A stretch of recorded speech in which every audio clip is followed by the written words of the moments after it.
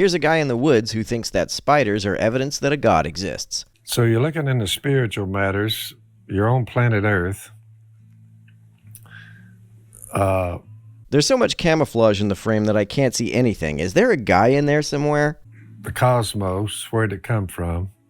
Where did you come from? These are just various questions.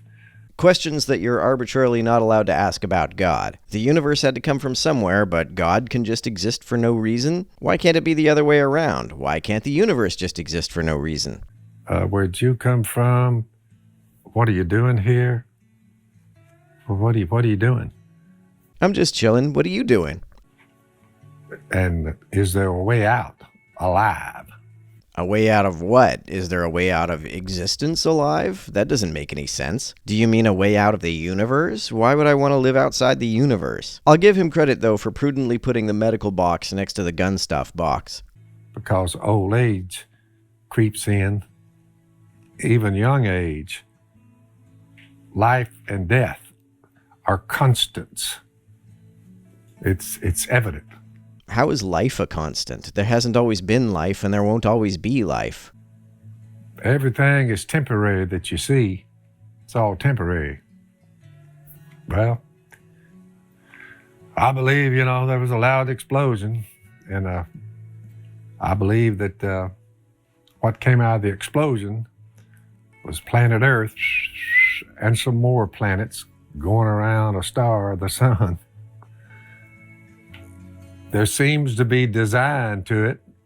No, nothing came out of the Big Bang. The Big Bang was the earliest moment of the expansion of the universe that we still see today. And how do you figure that there seems to be design to it? How exactly do you distinguish designed things from undesigned things? This seems especially difficult to do for theists because they believe that literally everything is designed, so they have no basis of comparison.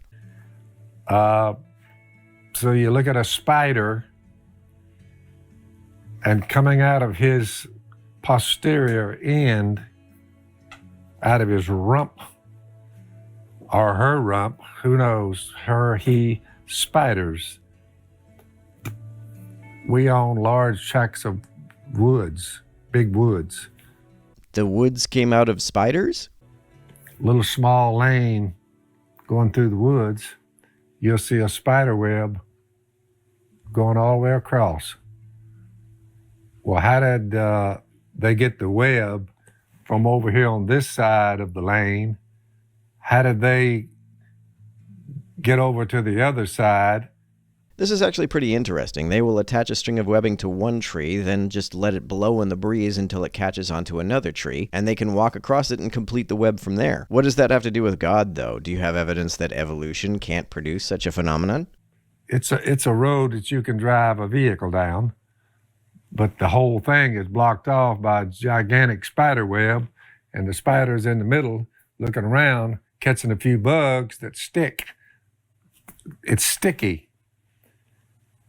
It's that whole web came out of the rear end of a spider. You say, well, how did he get the first strand so he could build the rest of it? How did he get that first strand from one side of the road to the other side of the road?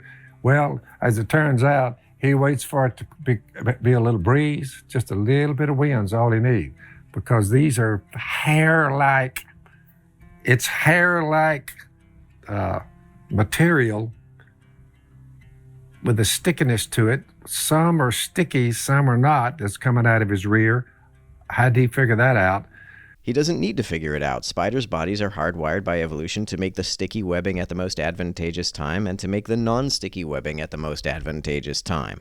He waits on the wind and he starts shooting it out of his rear end, and the wind carries it to the other side of the road. And when it hits a limb on the other side, it sticks. Well, now he's got a rope that he can go from one end to the other. So he goes over there and he makes another one to strengthen that one. And then he goes back across and he'll get another one and he'll go that way. This is evidence that God exists somehow. Crawl down one, keep one over here. He builds a web. It's as big as that television I'm looking at in the front there. It's like this. You say, And one little spider, they checked the strength of the spider web, those little hair-like fibers that coming out of the spider. And look, how do you hold enough web, enough material coming out? Your rump ain't that big.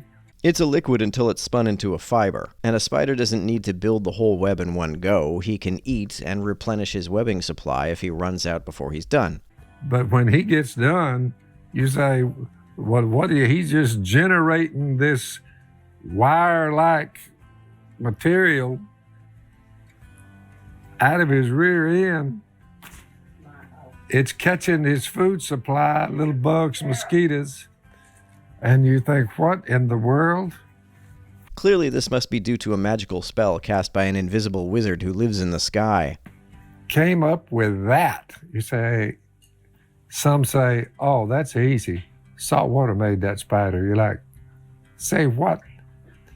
Who says that salt water made the spider? Is that what they teach in the Christian schools? They teach that Darwin believed that salt water made spiders? The first organisms may very well have developed in salt water, but that's not the same as saying that salt water itself made life. The little strands are stronger than steel. Well, yeah, they're only 10 micrometers in width at most, and they have more elasticity, so it shouldn't be a surprise that they can hold more weight than a brittle 10 micrometer steel wire. So if you made a rope out of them, you said you would have a stout piece of material.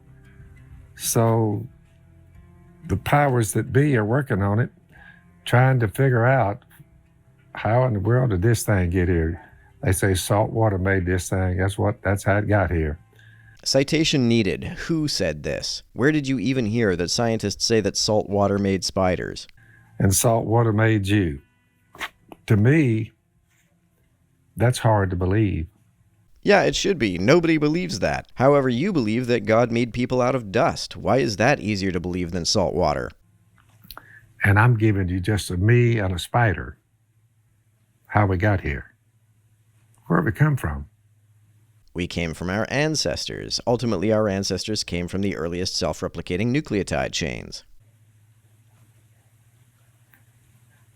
Something made us. You say, well, it's easy for me to believe salt water made us and the spider. Who says that? Who have you been talking to who said that? And the blue-winged teal. Salt water made all those things. You're like, salt water, not fresh water. No, salt water. I'm like, that's very unusual to see those kind of things coming out of salt water. It's easier for me to believe there's somebody behind that. There's too much design and things you say salt water. As absurd as it is to think that salt water created all life instead of amino acids and nucleotides, at least it doesn't involve magical spells by an invisible space wizard. Just start there and say, which is easier to believe? Astoundingly simple. God made it. Yeah, it's almost as if it's so simple that it explains absolutely nothing at all.